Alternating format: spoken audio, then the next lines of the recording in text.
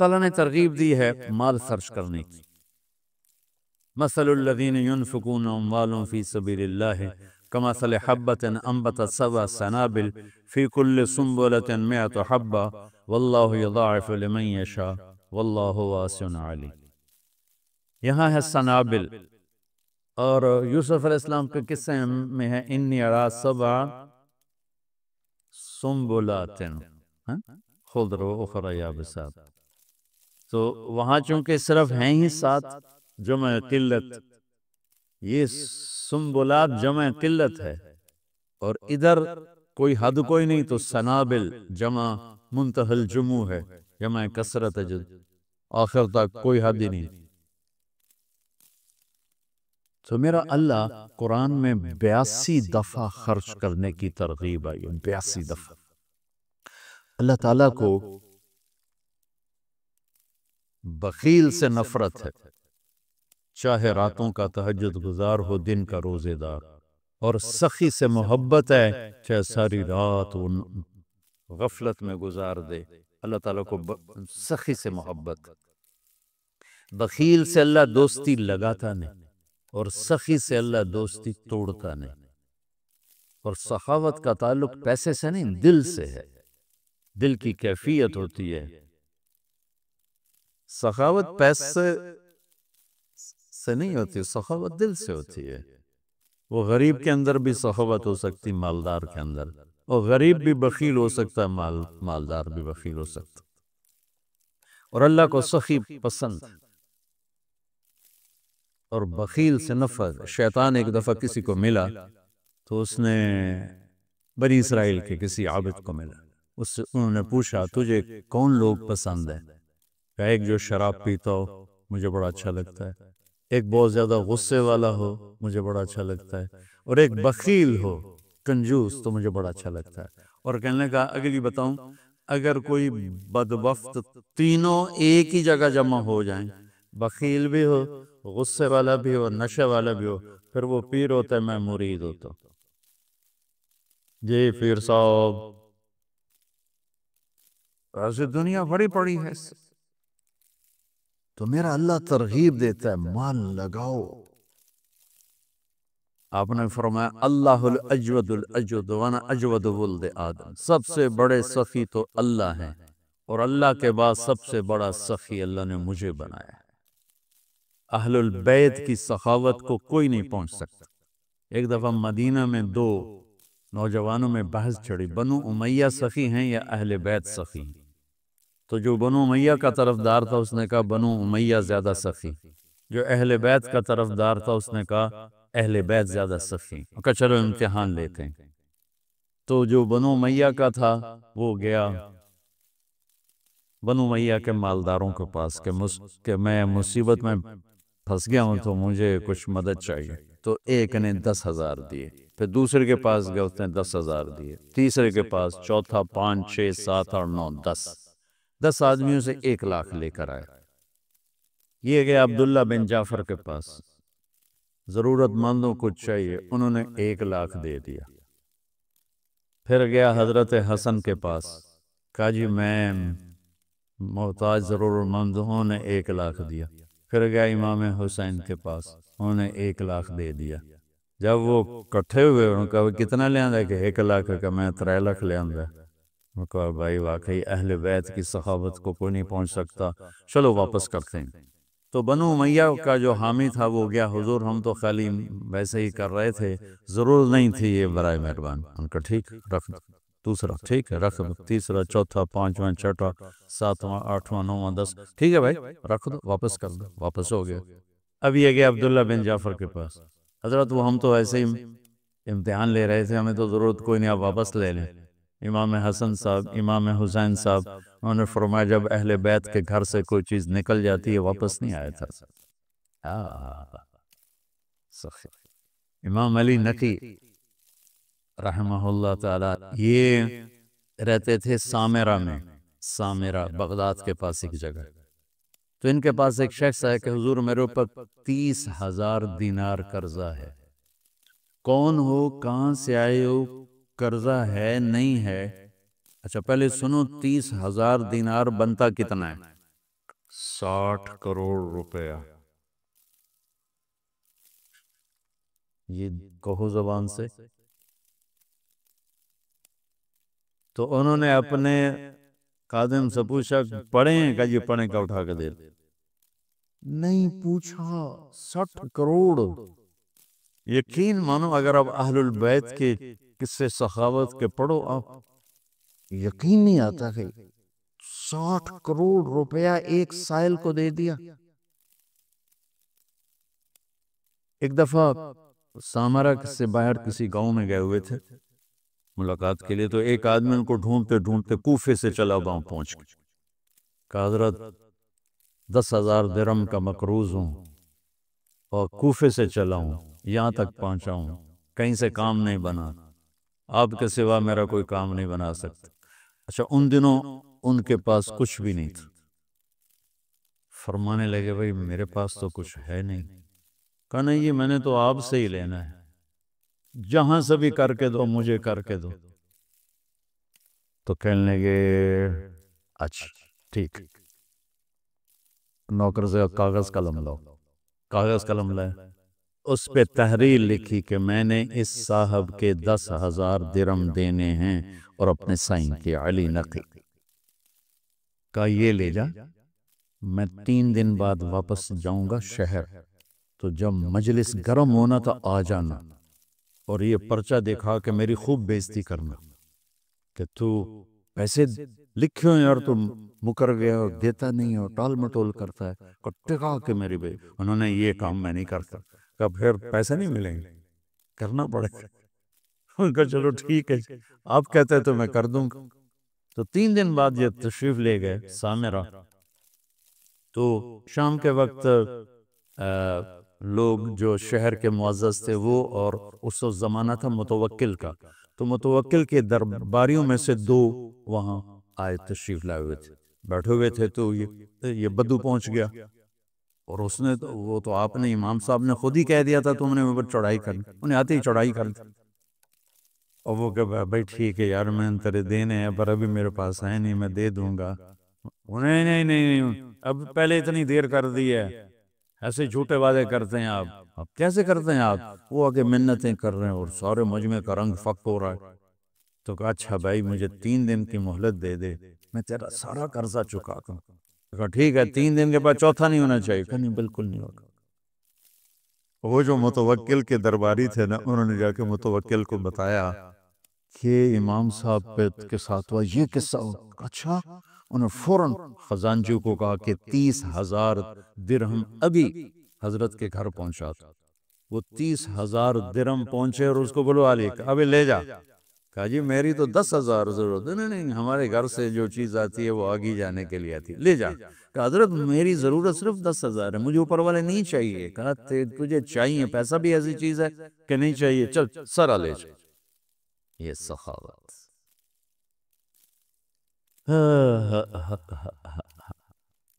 علم والے کی شان ہے کہ اسے سخی ہونا چاہیے۔ حضرت عمر رضی اللہ عنہ کی دعا سنو، اللہم انی شدید فلینی وبخیل فسخنی۔ دوت متواضع توازن کہتے بخیل فسخنی، ورنہ ان حضرات کی سخاوت کو کون پہنچ سکتا ہے؟ لیکن یہ میں حضرت عمر کی دعا آپ کو بتا رہا ہوں۔ تو اللہ کو سخاوت پسند ہے۔ اس کے برعکس معاشرے کو تباہ کرنے والی چیز سود ہے۔ تو سود کو اللہ نے اتنا حرام قرار دیا کہ اعلان جنگ کر دیا۔ یہ شرک بڑا گناہ ہے یا سود؟ جی شرک بڑا گناہ ہے، کیونکہ اللہ کہتا ہے ان اللہ لا یغفر ان یشرک بہ، میں شرک معاف نہیں کروں، باقی جس کو چاہوں معاف کر۔ تو شرک کے خلاف تو نہیں کہتا اعلان جنگ ہے، سود کے خلاف کہتا ہے میرا اعلان جنگ ہے۔ سود شرک سے چھوٹا گناہ ہے لیکن اعلان جنگ ہے، اور صرف اپنا نہیں کہا، میں اور میرا رسول دونوں تمہارے خلاف اعلان جنگ کریں گے۔ کہ سود لوگوں کے چولہے بجھا دیتا ہے، اور سود حرص و ہوس پیدا کرتا ہے، انسانوں کو درندہ بنا دیتا ہے، اور معاشرہ تباہ و برباد ہو جاتا ہے اور پیسہ چند ہاتھوں میں سمٹ کے رہ جاتا ہے۔ تو دو گناہ ایسے ہیں جن پر اللہ نے فَجَزَاؤُهُ جَهَنَّمُ خَالِدًا فِيهَا، حالانکہ ایمان والے کے لیے ہمیشہ کی جہنم نہیں ہے، نکل آئے گا کسی نہ کسی دن، لیکن قتل اور سود پر اللہ نے کہا جزاؤ جہنم خالدن فیہا، کہ جو سود نہیں چھوڑ جو قتل کر رہا ہے اس کی جزا جہنم ہے اور یہ ہمیشہ جلے گا، اور سود کھانے والے کے لیے فرمایا کہ یہ جہنم میں ہمیشہ جلے گا۔ اور سب سے بدترین شکل آپ نے سود کھانے والوں کی دیکھی کہ جب آپ معراج میں گئے تو آپ نے دیکھا کچھ لوگ ہیں جن کے پیٹ ہیں جیسے بڑے بڑے گنبد، اس پیٹ کے اندر سانپ چل رہے ہیں جو ان کو اندر سے کاٹ رہے ہیں، اور ان کی چیخ و پکار ہے۔ آپ نے پوچھا یہ کون لوگ ہیں؟ کہ یہ سود کھانے والے۔ تو ایک تو بینک سود پہ پیسہ دیتے ہیں، سود پر، اور ایک عام لوگ بھی آپ سود پہ پیسہ دیتے۔ میں لکی مروت گیا تو مجھے ایک شکایت یہ بھی ملی کہ یہاں حد سے زیادہ لوگ سود پہ پیسہ دیتے، بغیر قرض حسنہ کوئی دیتا ہی نہیں ہے، جب بھی دیں گے سود پر دیں گے۔ اور اللہ اس کے رسول سے اعلان جنگ قبول ہے چند ٹکے کے پیچھے، چونکہ اسلام سخاوت کا درس دیتا ہے، اسلام فیاضی کا درس دیتا ہے، سبق دیتا ہے، تو اور سخاوت سے معاشرہ خوبصورت ہو جاتا ہے، محبوب ہو جاتا ہے۔ ایک دفعہ عبداللہ بن جعفر اور حسنین کریمین علیہم السلام یہ مکہ سے مدینہ آ رہے تھے، راستے میں بھوک لگی تو ایک بابا اور بڑھیا کا خیمہ، تو کہنے لگے ہم ہاشمی لوگ ہیں، کچھ کھانے کو مل جائے گا؟ اس نے کہا بیٹھیں تشریف رکھیں، تو ایک بکری کھڑی تو اس نے گرا دی، تو انہوں نے پوچھا آپ کے پاس کچھ اور بھی ہے؟ کہ بس یہی ہے۔ کہا تو آپ اس کو ہمارے لیے ذبح کر رہے ہیں تو خود کیسے گزارا ہوگا؟ تو وہ کہنے لگا مہمان تو بھوکا نہیں جائے گا، میرا گزارا آپ پہ اللہ کرے گا۔ تو انہوں نے وہاں کھانا کھایا اور کہا کہ جب مدینے آؤ تو ہم سے مل لینا۔ اب ایک ہی بکری تھی، وہ ذبح ہو گئی، تو وہ بھوک نے تنگ کیا، تو بابے نے کہا بڑھیا سے کہ اب چلیں مدینے، شاید وہ لوگ مل جائیں تو کچھ ان سے ہماری مدد ہو جائے۔ چلو بھائی، دونوں گلی میں جا رہے تھے، امام حسن کی نظر پڑ گئی، انہوں نے پہچان لیا۔ کہا بابا جی مجھے پہچانتے ہو؟ ان کا جی نہیں۔ کہا ہم آپ کے مہمان ہیں۔ غلام سے فرمایا اس کو 1000 بکریاں دے دو اور 2000 دینار دے دو اور حسین کے پاس بھیج دو۔ حسین کے پاس بھیج دیا۔ انہوں نے پوچھا بھائی صاحب نے کتنا دیا ہے؟ کہا 1000 بکری اور 2000 دینار۔ کہا 1000 بکریاں دے دو، 2000 دینار دے دو۔ اور انہوں نے عبداللہ بن جعفر کے پاس بھیج دیا۔ انہوں نے پوچھا میرے بھائیوں نے کیا دیا ہے؟ کہا جی 1000 بکری، 2000 دینار۔ تو فرمانے لگے غلام سے کہ 2000 بکریاں دے دے، 4000 دینار دے دے۔ پھر کہنے لگا بابا اگر تو پہلے آتا نا میرے پاس تو اس سے بھی زیادہ دیتا، اب میرے بڑے بھائیوں نے جتنا دیا ہے اس سے زیادہ دیتے ہوئے مجھے شرم آتی ہے، اگر تو پہلے آتا میں تمہیں اس سے زیادہ دیتا۔ کیا سخاوت!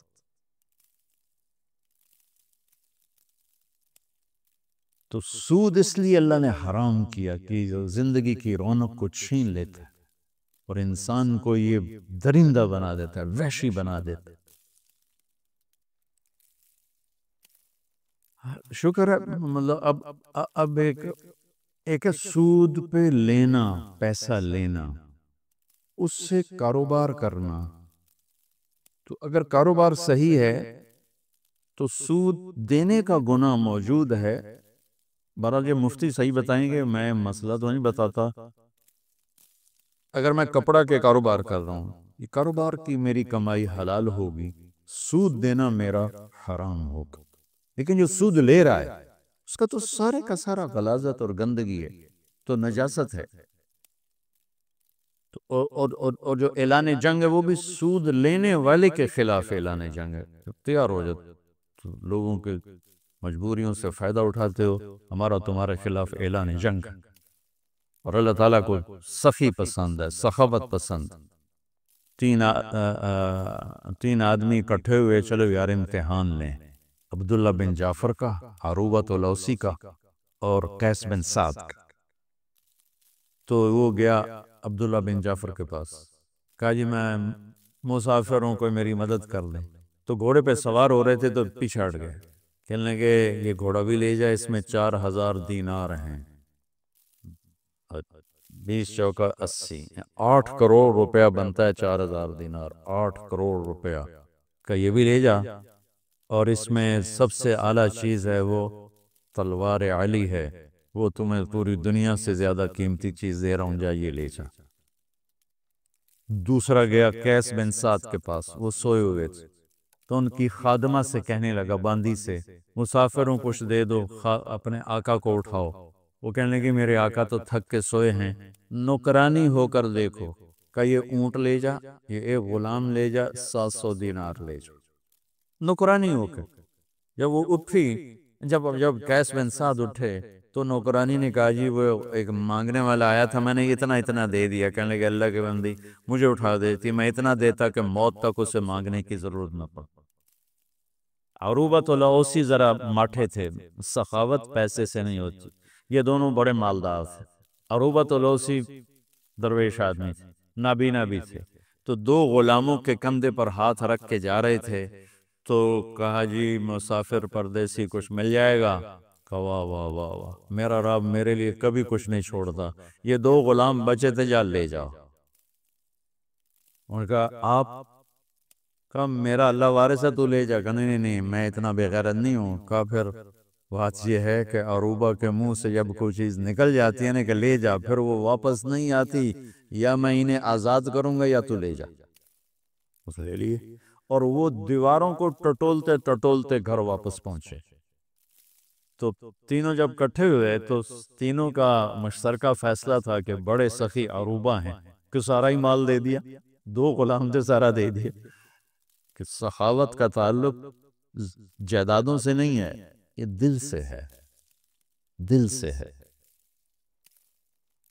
تو سود انسانیت کے ماتھے پر ایک بدنما، جتنی دنیا میں اس وقت اکانومی فلاپ ہو رہی ہے اور مالدار ملکوں میں بھی ایک تباہی آئی ہوئی ہے، اس کے پیچھے سود سب سے بڑی، سود، سٹہ، جوا، یہ 3 چیزیں ایسی ہیں جو اکانومی کو، معیشت کو تباہ و برباد کر دیتی۔ اور چوتھا ادھار، ہمارے سارے کاروبار ادھار پہ چلے گئے ہیں، اور میرے نبی نے ادھار کی ہمیشہ نفی فرمائی، اور ادھار کو ہمیشہ، اب آپ مقروض کا جنازہ نہیں پڑھتے تھے، حالانکہ خود قرضہ اٹھایا ساری زندگی تاکہ بازار اپنی اصلی شکل پہ قائم رہے۔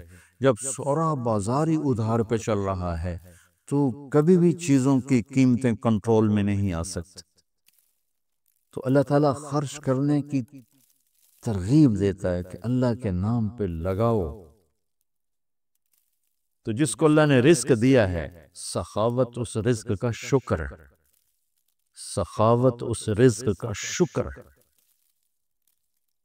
اللہ تعالیٰ کی بارگاہ میں،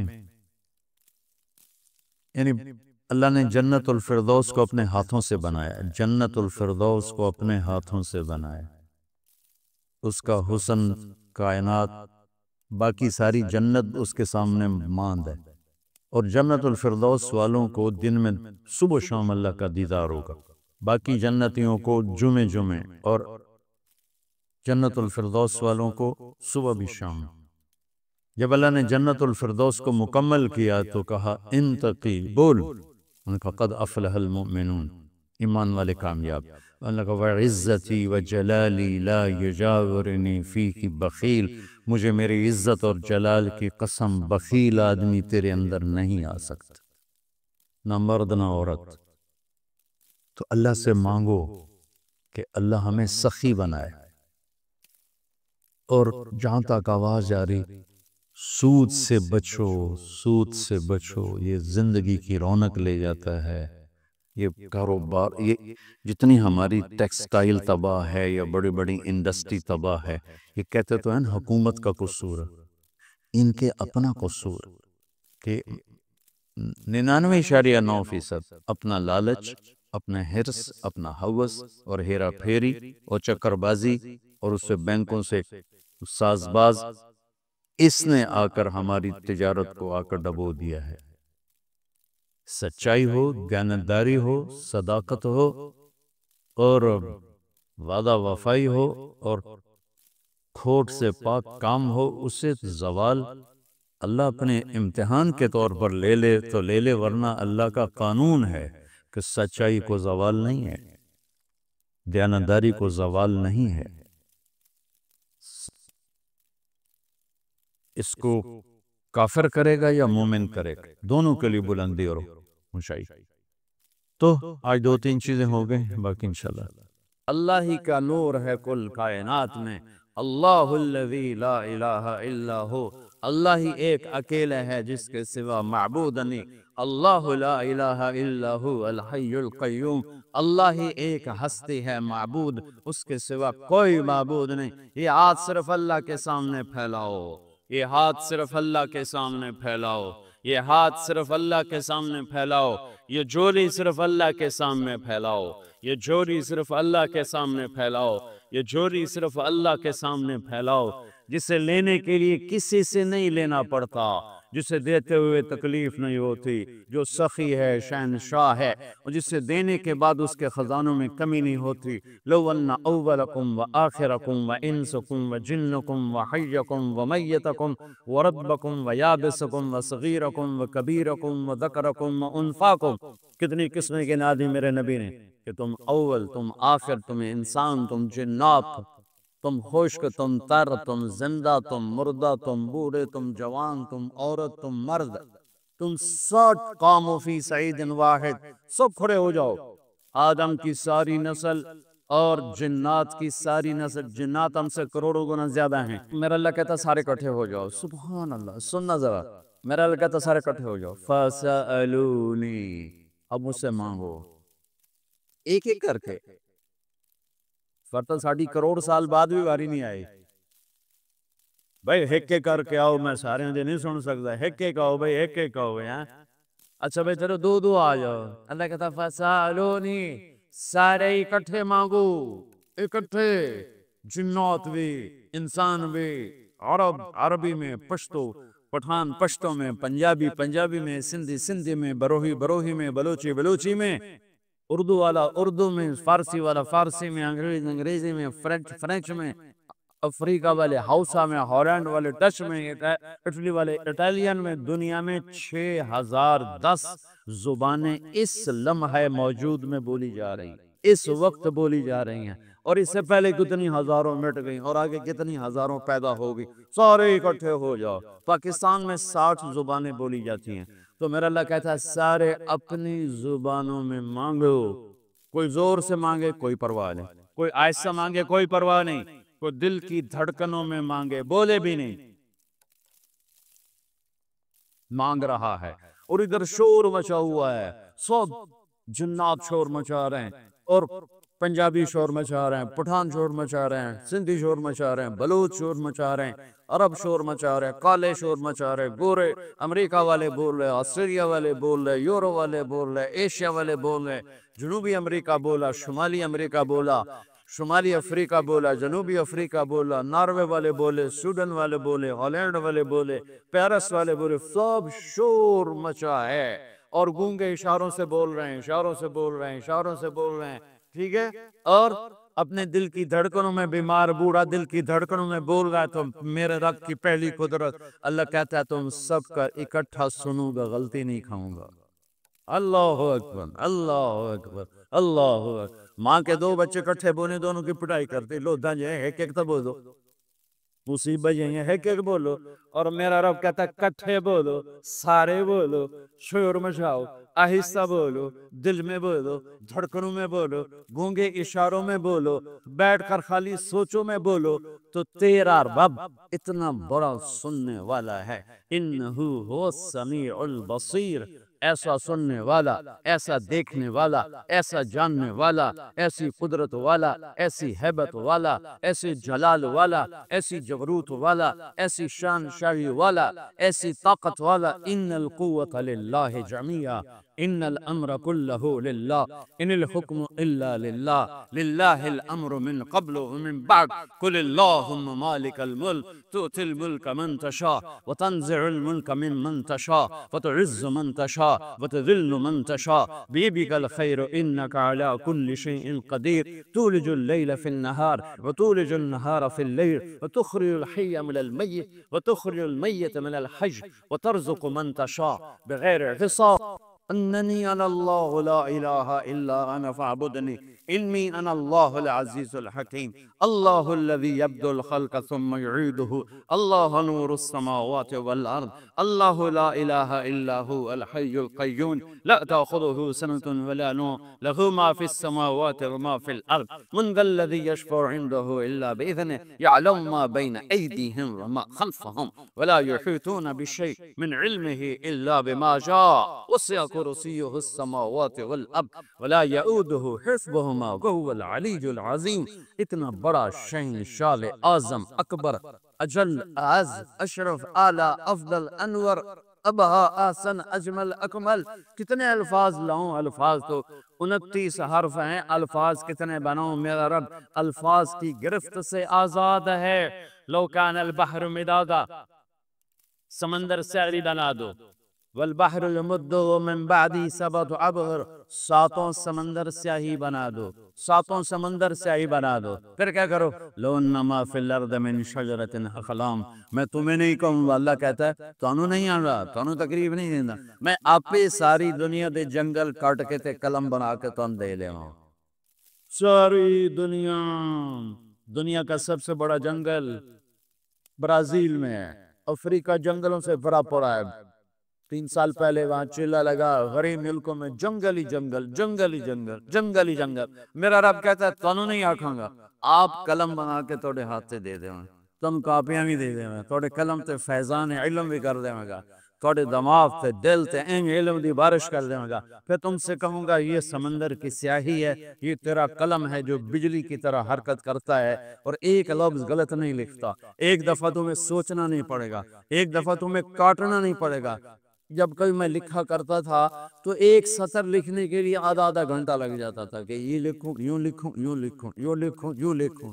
اور میرا رب کہتا نہیں، اب یوں نہیں کرے گا تو. اب تیرے قلم میں بجلی کی رفتار ہوگی، تیرا دماغ روشنی کی رفتار سے زیادہ تیز چلے گا اور سمندر کی سیاہی اچھل اچھل کے تیرے قلم کو لگے گی اور زمین کے سینے سے بھی بڑے پیپر کا کاغذ تیرے ہاتھ میں پکڑا دوں گا اور ساری دنیا کے 7 ارب انسانوں سے، اور جو پہلے مر گئے انہیں زندہ کروں گا، جو عالم ارواح میں ان کو بھی نیچے اتاروں گا اور تم سب کو، جنات کو تمہیں بٹھا کر لکھو میری تاریخ، لکھو میں بہت بڑا ہوں، لکھو میں کون ہوں. الملک کیسا، القدوس کیسا، الرحمن کیسا، الرحیم کیسا، السلام کیسا، المومن کیسا، المہیمن کیسا، العزیز میں کیسا، الجبار ہو تو کیسا، المتکبر ہو تو کیسا، الخالق الباری المصور الغفار القہار الوہاب ہو تو کیسا، الرزاق الفتاح العلیم القابض الباسط الخافض ہو تو کیسا. صفات میں کیسا، ذات میں کیسا، روپ میں کیسا، رنگ سے پاک ہے، شکل سے پاک ہے، رنگ سے پاک ہے، شکل سے پاک ہے.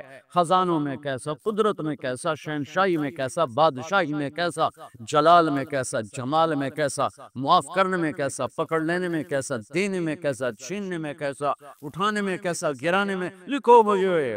اور میرا رب کہتا ہے لکھو. تمہارا لکھنا، تمہارے قلم تھک جائیں گے اور تم پریشان ہو گئے. ہوں تو ساڑی بس ہو گئی. میں فرشتوں کو اتاروں گا، 7 آسمان کے فرشتے آ جاؤ، آؤ تم بھی لکھو. اب 7 آسمان کے فرشتے بھی لکھ رہے ہیں. فرشتوں کو تو قرب الہی ہم سے زیادہ حاصل ہے.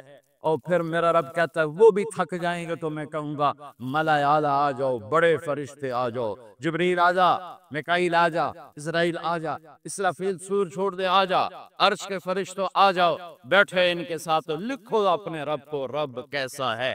پھر جبریل نے بھی لکھا، میکائیل نے بھی لکھا، اسرائیل نے بھی لکھا، اسرافیل نے بھی لکھا، عرش کے فرشتوں نے بھی لکھا۔ پھر ان کے قلم بھی کانپنے لگے گے، تو پھر میں نبیوں کو بھیجوں گا کہ نبیوں کی معرفت اللہ کے بارے میں فرشتوں سے زیادہ، علم بھی زیادہ، نبیوں کے قلم چلے بجلی کی رفتار کی طرح، چلتے چلتے وہ بھی لڑکھڑانے لگے، تو 313 رسولوں کو بھیجوں گا، رسولوں کے قلم چلے تیرے رب کی تعریف میں، پھر وہ بھی تھکنے لگے، تو پھر میں 4 بڑے نبیوں کو بھیجوں گا، نوح کو بھیجوں، ابراہیم کو بھیجوں، موسیٰ کو بھیجوں، عیسیٰ علیہ السلام کو بھیجوں، پھر ان کے سیال برق رفتار قلم بھی تھر تھرانے لگے، تو پھر اپنے حبیب کو بھیجوں، محمد کو بھیجوں، احمد کو بھیجوں، ماہی کو بھیجوں، حاشر کو بھیجوں، عاقب کو بھیجوں، فاتح کو بھیجوں، ابو القاسم کو بھیجوں، طٰہٰ کو بھیجوں، یاسین کو بھیجوں، مزمل آئے، مدثر آئے، شاہد آئے، مبشر آئے، نذیر آئے، داعی اللہ آئے، سراج منیر آئے، رحمت للعالمین آئے، حریص آئے،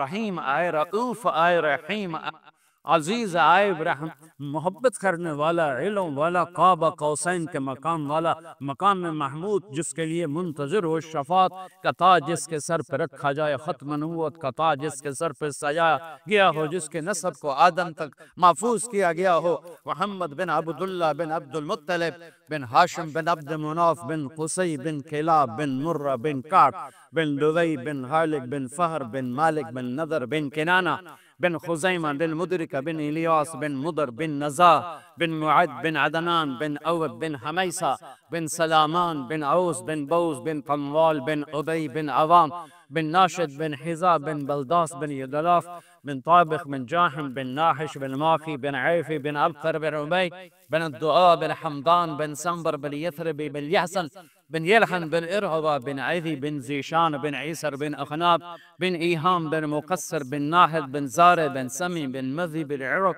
بن عرام بن قیدار بن اسماعیل بن ابراہیم بن آدر بن ناغو بن سرول بن غیوب بن فائل بن عابر بن ارفقشاد بن سان بن نوح بن لامک بن متوشار بن ادریس بن یرد بن مدھل بن قینان بن آنوش بن شیس وبن آدم علیہ السلام لقد جاءكم رسول من أنفسكم عزيز عليه ما عنتم حريص عليكم بالمؤمنين رؤوف رحيم قد جاءكم من الله نور وكتاب مبين قد جاءكم من الله نور آ گیا، نور کون؟ میرے محمد کا نور آ گیا، وہ کتاب مبین، کتاب مبین لے کر آئے، طٰہٰ ما انزلنا علیک القرآن لتشقى یا ایہا النبی انا ارسلناک شاہدا ومبشرا ونذیرا وداعیا الی اللہ بإذنہ وسراجا منیرا یا ایہا المزمل قم اللیل الا قلیلا یا ایہا المدثر قم فانذر وربک فکبر والنجم اذا هوى ما ضل صاحبكم وما غوى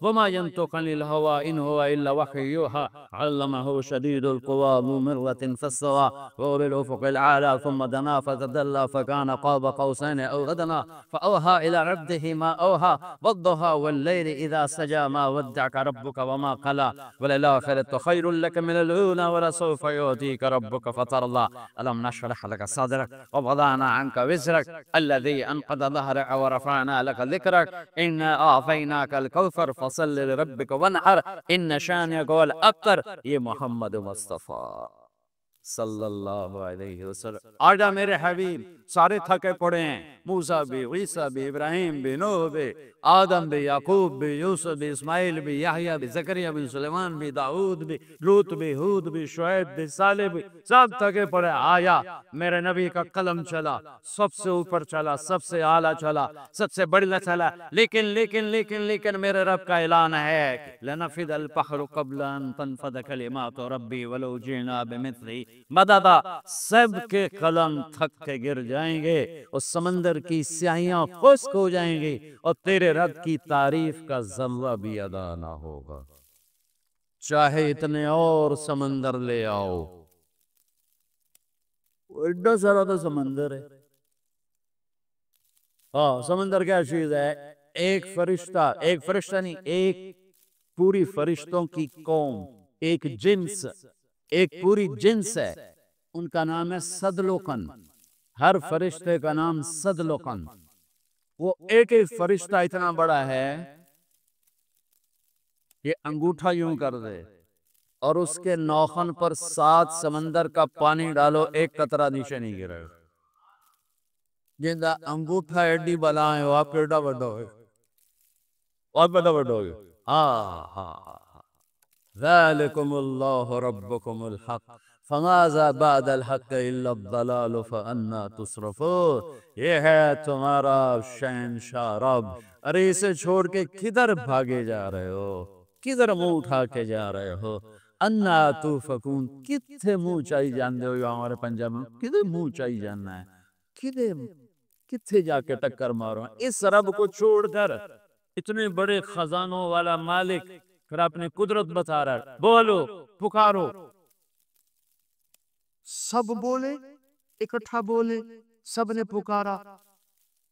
6000 زبانیں آج ہیں، پتہ نہیں 6000 مٹ چکی ہوں گی، 6000 پیدا ہوں گی، 20,000 40,000 زبانوں میں اکٹھا بولے، ذوق سے بولے، آہستہ بولے، دھڑکنوں میں بولے، اشاروں میں بولے، بچے رو رو کے بولے، بڑے ہنس کے بولے، کوئی دل کی دھڑکنوں سے بولا، اور جنات پتہ نہیں کیسے بولے اور کس طرح بولے۔ اور میرا اللہ کہتا ہے تیرے رب کا سننا اتنا طاقتور ہے کہ ایک ایک کی پکار کو الگ الگ سنے گا، سمجھے گا۔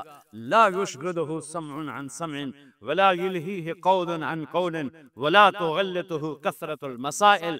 تیرا رب سب کی سنتے ہوئے کوئی غفلت نہیں ہے کہ اس نے کیا مانگا اور اس نے کیا مانگا، یہ کیا بولا اور وہ کیا بولا، یہ کیا بولی اور وہ کیا بولی، کہتا میں سب اوئے ہوئے کیسے بیان کرو، کیسے بیان کرو؟ یا دو آدمی بولنا شروع کر لیں، آپ ہاتھ جوڑ دو کہ جناب ہے کہ بولو، اور میرا رب کہتا سارے بولو، میں سب کی سنوں گا، اور پھر مجھے سننے میں خطا نہیں، اور پھر مجھے سمجھنے میں خطا نہیں، اور پھر یاد کرنے میں خطا نہیں کہ اتنے لوگوں نے کٹھنوں پتہ نہیں ایس کیا کہ پتہ نہیں ایس کیا کہ پتہ نہیں یہ کیا کہہ گیا، پتہ نہیں وہ کیا کہہ گیا ہے۔ لیکن میرا رب کہتا ہے سب کی سن کر، سب کی سمجھ کر، پھر تمہارا سب کا چاہا تمہیں دے کر، فآتیت کل انسان مسئلہ، تمہارا سارا چاہا میں نے تمہیں دے دیا۔ ما نقص ذالک مما عندی الا کما ینقص المخیط اذا اطفی القاع۔ تیرے رب کے خزانوں میں ایک قطرے کے برابر کمی واقع نہیں ہوتی۔ یہ سورہ بنی اسرائیل کی چند آیات ہیں، یہ سارے اخلاق اور معاشرت پر وَقَضَىٰ رَبُّكَ أَلَّا تَعْبُدُوا إِلَّا إِيَّاهُ، کہ اللہ اپنے لیے جو مطالبہ کر رہا ہے، جہاں والدین کا اور اللہ کا مطالبہ کٹھا آتا ہے تو اللہ اپنا مطالبہ مختصر کر دیتا ہے، مختصر ایک جملہ۔ اب یہاں بھی اللہ والدین کی عظمت بتانا چاہتا ہے تو اپنا مطالبہ وَقَضَىٰ رَبُّكَ أَلَّا تَعْبُدُوا إِلَّا إِيَّاهُ، کہ اللہ نے یہ فیصلہ کیا ہے کہ تم صرف اللہ کی بندگی کرو۔ وَإِذَا سَأَلْتَ فَاسْأَلِ اللَّهِ، جب مانگنا ہو اللہ سے مانگ۔ وَإِذَا اسْتَعَنْتَ، جب مدد کے لیے پکارنا ہو تو فَاسْتَعِنْ بِاللَّهِ، تو اللہ کو پکارو۔ اور باقی جو فرائض اللہ نے بتائے ہیں عبادات، وہ اللہ نے فرمایا کہ الا ایاہ، تو میرا رب کہتا ہے بندگی صرف اللہ کی ہے۔ اس کے بعد اللہ نے والدین کے حق کو کیا خوبصورت بیان کیا ہے، سب سے زیادہ یہاں خوبصورت کر کے بیان کیا۔ وَبِالْوَالِدَيْنِ احسانا، احسان کی بات پہلے ہو چکی ہے کہ والدین کی خدمت کا وہ مقام جس سے آگے کوئی مقام نہ ہو، وہاں تک۔ اس لیے ایک حدیث میں آتا ہے کہ اولاد ماں باپ کی خدمت کا حق ادا ہی نہیں کر سکتا۔ ایک آدمی نے عبداللہ بن عمر سے پوچھا کہ میں نے اپنی ماں کو وہ کندھے پہ بٹھا کے سارا حج کرایا پیدل، تو میں نے اپنی ماں کا حق ادا کر دیا؟ تو انہوں نے فرمایا وَلَا زَفْرَةً وَاحِدَةً، کہ تیری ماں نے تجھے پالتے ہوئے جو تھک تھک کے لمبے سانس، اس کو زفرہ کہتے ہیں، آواز کے ساتھ سانس لینا، کہ ابھی ایک سانس کا حق بھی ادا نہیں ہو۔ اس کا مطلب یہ نہیں کوئی ایک اور حج کروائے گا تو ایک سانس کا حق ادا ہو جائے گا، یہ کہنے کا مطلب تھا کہ یہ حق ادا ہو نہیں سکتا۔ ایک شخص نے اپنی ماں کو ایران کا صوبہ خراسان، کچھ افغانستان میں کچھ ایران میں، یہاں سے کندھے پر پیدل گیا، ماں کو کندھے پہ بٹھا کر پیدل مکے پہنچا، حج کروا کے عبید اللہ بن عمیر رحمۃ اللہ علیہ سے پوچھنے لگا کہ میں نے ماں کو خراسان سے اٹھایا اور آ کر یہاں میں نے ان کو طواف کروایا، حج کروایا، تو کیا میں نے ماں کا حق ادا کر دیا؟ تو انہوں نے فرمایا وَلَا تَلْقَةً وَاحِدًا۔ تلقہ کسے کہتے ہیں؟ لہر کو، جو درد کی لہر آتی ہے بچہ پیدا ہوتے ہوئے عورت کے اندر، جو درد، ان لہروں سے بچہ حرکت کرتا ہے، باہر آتا ہے، وہ درد اتنا شدید ہوتا ہے کہ عورتوں کی چیخیں نکلتی ہیں، اور وہ بعض کا 2 گھنٹے وہ دردیں چلتی ہیں، کئیوں کو پورا پورا دن چلتی ہیں، کئیوں کو 2 دن چلتی ہیں، مختلف ہیں حالات کے لحاظ سے۔ تو وہ جو ایک درد آ کے تھوڑا وقفہ آتا ہے، اس درد کو تلقہ عربی میں کہتے ہیں۔ تو وہ انہوں نے فرمایا کہ ابھی اس ایک درد کی لہر کا حق بھی ادا نہیں ہوا۔ تو کیا مطلب ہے کہ وہ دوسرا پیدل کراتا تو ایک لہر کا ہو جاتا؟ یہ ناممکن کے ساتھ جوڑ کر، جس کو تعلیق بالمحال کہتے ہیں، کہ یہ والدین کا حق ادا ہو نہیں سکتا۔ تو ایک حدیث مجھے یاد آ رہی کہ آپ نے فرمایا کہ والد کے حق ادا کرنے کی ایک ہی شکل ہے کہ اسے غلام دیکھے تو خرید کے آزاد کر دے۔ اس میں بھی یہ اشارہ ہے کہ یہ حق ادا ہو ہی نہیں سکتا، چونکہ جو بھی اپنے باپ کو خریدے گا وہ خود بخود آزاد ہو جائے گا۔ تو وہ شرط لگائی جو ہو ہی نہیں سکتی، تو جب شرط نہیں ہو سکتی تو مشروط بھی نہیں ہو سکتا، نہ نومن تیل جلے گا، نہ رادھا ناچے گی۔ تو یہ جب شرط نہیں ہے تو مشروط نہیں، جب وہ اپنے باپ کو آزاد کر ہی نہیں سکتا، خریدے گا تو خود ہی آزاد ہو جائے گا، تو لہٰذا باپ کا ماں کا حق ادا ہو ہی نہیں سکتا۔ لہٰذا جتنا اپنے آپ کو کھپا سکتے ہو کھپا لو۔ اما یبلغن عندک الکبر احدہما او کلاہما، اور خاص طور پر بڑھاپے کی عمر میں زیادہ محتاجی ہوتی اور زیادہ ماں باپ کو ضرورت ہوتی ہے، تو اللہ نے خاص طور پر اس عمر کا ذکر کر کے فرمایا کہ اما یبلغن عندک الکبر احدہما او کلاہما، جب یہ بڑھاپے میں آ جائیں، دونوں تیرے زندہ ہوں بڑی برکت ہے، ایک زندہ ہوں تو بھی بڑی برکت ہے، تو فلا تقل لہما اف ولا تنہرہما وقل لہما قولا کریما۔ کیا خوبصورت نصیحت کہ اپنے ماں باپ کے آگے بعض اوقات چڑھ کے بچہ کہتا یہ بھی اللہ تعالیٰ کہتا نہیں کرنی، نہیں کر۔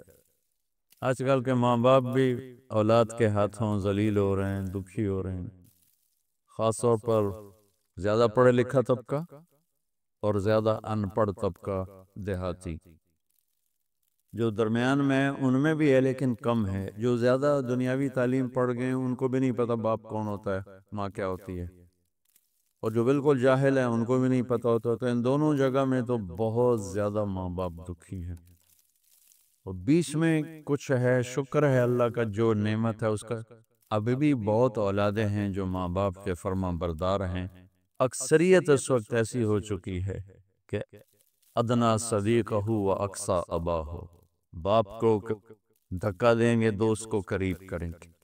تو اللہ تعالیٰ فرما رہا ہے کہ جب یہ بڑھاپے کا شکار ہوں تو ان کے آگے اف، یہ اتنا بھی نہیں کرنا، اور نہ ہی کبھی ان کے ساتھ کوئی سخت بول بولنا ہے بدتمیزی کا، ولا تنہروا وقل لہما قولا کریما، تکلفاً محبت کا بول، نرمی کا بول، آسان لہجے میں ان کے ساتھ بات کرو، کہ کئی بعض اوقات لہجہ بھی، وہ علقمہ کی والدہ کو کیا گلا تھا بیٹے سے کہ میرا بیٹا نافرمان نہیں ہے، یہ اللہ کا بھی فرما بردار ہے اور میرا بھی کوئی ایسا گستاخ نہیں ہے، بس جب بات کرتا ہے تو اتنے سخت لہجے میں کرتا ہے کہ میرا کلیجہ کٹ گیا، اس لیے میں اس سے ناراض ہوں۔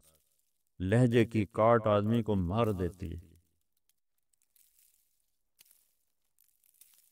وَاخْفِضْ لَهُمَا جَنَاحَ الذُّلِّ مِنَ الرَّحْمَةِ وَقُلْ رَبِّ ارْحَمْهُمَا كَمَا رَبَّيَانِي صَغِيرًا۔ ذل، کمزوری، پستی، جناح پر، یہ عربی محاورہ ہے جناح الذل۔ اور میں پہلے بھی شاید کبھی آپ لوگوں نے مجھ سے سنا ہو، اس آیت کو میں کسی تفسیر سے نہیں سمجھا ہوں۔ اپنے ماں باپ کے آگے ذلت کے پر بچھا دے، ذلت کے اپنے کمزور پر بچھا دے۔ ہمارے گاؤں کے قریب دریائے راوی بہتا تھا، اب تو بیچارہ کب کا مٹ مٹا گیا۔ تو دریاؤں کا کنارہ جنگل گھنا، سورج نظر نہیں آتا تھا، اتنا درخت ایسے ملے ہوتے تھے۔ تو ہم بالکل اوائل عمر میں ہم وہاں شکار کھیلنے جاتے تھے، سارے کزن مل کر۔ تو وہ ہم 7-8 ہم کزن ہو جاتے اور باقی نوکر ہوتے، اور وہاں جنگل میں ایک گاؤں تھا بوپڑیاں، وہاں ایک چاچا سردارہ رہتا تھا، ہمارے تایا جان کا دوست تھا۔ اس کے 2 کچے کوٹھے ہم جا کے قبضے میں لے لیتے، ایک میں سامان راشن نوکر، اور دوسرے میں ہم کزنز بھائی وغیرہ ہم اس میں ہوتے تھے۔ تو ہم صبح نکلتے شکار کے لیے، اور عصر کے بعد واپس آتے تو 50-60 تیتر روزانہ ہی ہم مارتے تھے، بے شمار تیتر ہوتا تھا۔ پھر اس کو کسی کو بھون کر، کسی کو پکا کر، وہ ایک شغل ہو جاتا تھا، تیتر پکتے پہنتے، تیتر بھوندے پہنتے۔ وہ جو چاچا سر جنگل میں چلتے چلتے فجوہ کھلی جگہ آ جاتے تھی، بالکل پلین، کچھ بھی نہیں وہاں، اور دائیں بائیں اسی طرح گھنا جنگل۔ تو وہ جگہ ہوتی تھی شکار کی۔ چاچا سردارہ جو تھا مرحوم، وہ تیتری کی آواز نکال لیتا تھا، تو مادہ تے مذکر تو مردہ ہی مردہ، مادہ تے نر نے تو جانا ہی جانا۔ تو وہ چاچا وہ جھاڑیاں لے کر نا، جھاڑیوں کے ٹہنیاں کاٹ کے کافی ساری، تو وہ میدان میں تھوڑا سا پیچھے ہو کے بیٹھ کے، جھاڑیوں کے پیچھے بیٹھ کے تیتری کی آواز نکالتا، تو اس آواز پر نہ ایسے تیتر مست ہو کے نکلتے تھے، وہ ایسے جگہ بھر جاتی تھی۔ تو ہمارے پاس وہ بندوقیں ہوتی تھیں، کارتوس چھوٹا چھلا ہوتا تھا، تو ہم فائر مارتے تھے، ٹھا ٹھا ٹھا ٹھا ٹھا ٹھا، وہ اندھا دھند فائر ہوتا تھا، تو کسی کو جس کی زندگی باقی ہوتی تھی اس کو نہیں لگتا تھا، وہ اڑ جاتا تھا، اور جنہوں نے ہمارے مقدر میں ہونا تھا ان کو لگ جاتی تھی، تو وہ یوں اوپر جا کے نیچے گرتے تھے ایسے۔ کسی کو بہت زور کا لگا تو وہیں گر جاتا، اور کسی کو ایسے سینے میں دل میں ایسا نہیں لگا، دائیں بائیں لگا تو تھوڑا اڑتا اور پھر گرتا، اور گر کے اس کے پر یوں ہو جاتے اور سر اس کا یوں ہو جاتا تھا، ایک طرف ٹانگیں ہو جاتی، ایک طرف اس کا سر ہو جاتا، ایک طرف اس کے بازو ہو جاتے، اس کے پر۔ میں اس آیت کو اس منظر سے سمجھا ہوں، جناح الذل من الرحمہ۔ اب کسی تفسیر کی بات نہیں بتا رہا ہوں، کہ اللہ تعالیٰ کہہ رہا ہے جیسے پرندہ زخمی ذبح ہونے کے لیے اپنے آپ کو پیش کرتا ہے، ماں باپ کے آگے اپنے آپ کو پیش کر، من الرحمہ، محبت کی وجہ سے، رحمت کی وجہ سے، مجبوری کی وجہ سے، تو وہ بھی زبان حال سے کہہ رہا ہوتا ہے، لبے ہوں جو مرضی کا باہیں کو کے کھا تے باہیں ایمیں کھا، ہوں تو میں تیرے حوالے ہیں، کہ میرے پروں میں جان نہیں ہے، پروں میں جان نہیں ہے۔ تو یہی تعبیر، ورنہ ہمارے کوئی پر تو نہیں، ہمارے تو بازو ہیں، بازو بچھا دو، ترجمہ تو ایسے ہی کرتے ہیں کہ اپنے بازو بچھا دو۔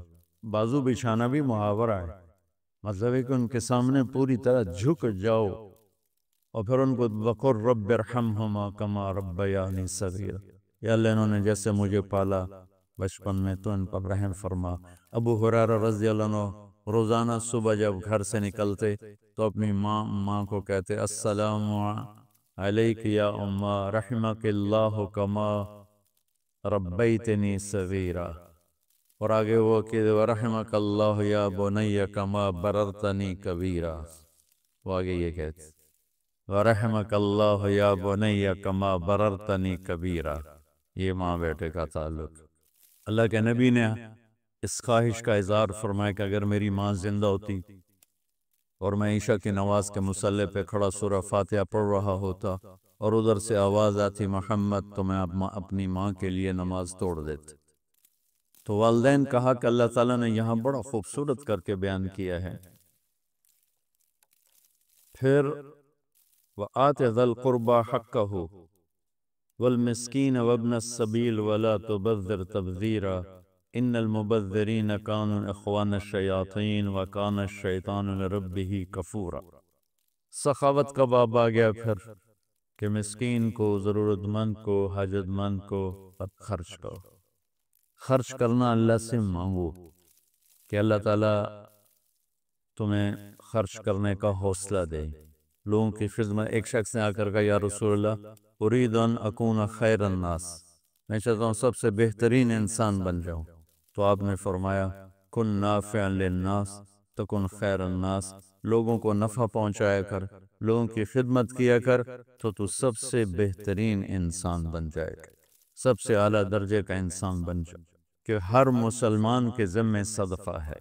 یا رسول اللہ نہ ہو کہ مزدوری کر کے کما کے پھر کرے، یا رسول اللہ نہ ہو کسی کی بدنی خدمت کرے، یا رسول اللہ نہ ہو کوئی بھلائی کا بول دے، یا رسول اللہ یہ بھی نہ کر سکے تو پھر کسی کو تکلیف نہ پہنچائے، یہ بھی صدقہ ہے۔ صدقہ اتنا ضروری ہے۔ اللہ تعالیٰ نے کسی کو فقیر بنایا، کسی کو مالدار بنایا، کسی کو متوسط رکھا، کسی کو بہت زیادہ۔ یہ اللہ نے ایک پیپر میں امتحان میں ڈال دیا کہ ہم مالدار کو اللہ تعالیٰ کا حکم ہے کہ تو غریب کا خرچ کر۔ امام زین العابدین کا جب انتقال ہوا تو ان کے انتقال کے بعد پتہ چلا کہ 100 گھروں کی کفالت اٹھائی ہوئی تھی، 100 گھروں کی۔ جب ان کو غسل دے رہے تھے تو ان کی کمر پہ مزدوروں کی بوریاں اٹھانے کے نشان تھے۔ تو یہ عقدہ حل نہ ہوا کہ یہ تو شہزادے تھے دین و دنیا کے، تو ان کی کمر پر بوری اٹھانے کے نشان کیوں ہیں؟ تو پھر آہستہ آہستہ پتہ چلا کہ 100 گھروں میں روزانہ رات کو چپکے سے اٹھتے اور راشن کی بوریاں خود اٹھاتے، حالانکہ کتنے ان کے غلام تھے، راشن کی بوریاں خود اٹھاتے اور جا کے ان کے گھروں میں پھینک کے آ جاتے۔ کسی کو ان کی موت تک پتہ نہیں چلا کہ ہمیں راشن دینے والا ہے کون۔ تو میرے اللہ کو یہ صفت پسند ہے، آت ذا القربى حقہ والمسکین وابن السبیل ولا تبذر تبذیرا۔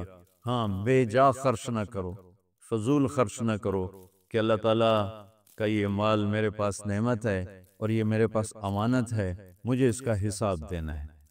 اور حساب دینے کے لیے صرف یہ نہیں کہ رزق کے حلال کمانا ہے، حلال کما کے پھر خرچ کیسے کرنا، اس کا بھی حساب ہوگا۔ تو اس وقت اتنا مالدار لوگ خرچ کر رہے ہیں، لیکن اتنا فضول جگہ، اتنی غلط جگہ، فضولیات پر، نافرمانی پر۔ نافرمانی میں جو خرچ ہوتا ہے وہ اللہ کو ناپسند ہے۔ اطاعت اور فرمان برداری کا خرچ اللہ کے ہاں پسندیدہ ہے، اس کی واپسی بھی ہے۔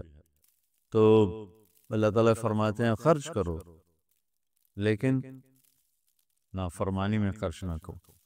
وَإِمَّا تُعْرِضَنَّ عَنْهُمُ ابْتِغَاءَ رَحْمَةٍ مِّن رَّبِّكَ تَرْجُوهَا فَقُل لَّهُمْ قَوْلًا مَّيْسُورًا۔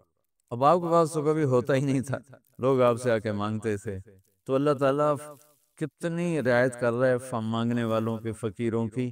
اللہ فرما رہا ہے کہ میرے نبی جب آپ کے پاس نہ ہونا اور آپ نے انکار کرنا ہو تو سختی سے انکار نہیں کرنا، پیار سے انکار کرنا۔ تو اللہ تعالیٰ فرما رہا ہے اگر تیرے پاس نہیں ہے تو بدتمیز نہ ہونا۔ سبحان اللہ، میٹھا بول بول کے معافی مانگنا، میٹھا بول بول کے ماتا یہ چل جاؤ، روز آ جاتے منہ اٹھا کے آ جاتے ہو، میں کہاں تک تمہیں دوں، یہ اللہ کو ناپسند۔ اما السائل فلا تنہر۔ اور پھر آگے اللہ تعالیٰ نے طریقہ بتایا وَلَا تَجْعَلْ يَدَكَ مَغْلُولَةً إِلَىٰ عُنُقِكَ وَلَا تَبْسُطْهَا كُلَّ الْبَسْطِ فَتَقْعُدَ مَلُومًا مَّحْسُورًا۔ میرے نبی آپ خرچ کریں لیکن کچھ اپنے لیے بچا کے رکھیں۔ یہ کیا خوبصورت دین ہے، کیا خوبصورت طریقہ ہے زندگی ہے۔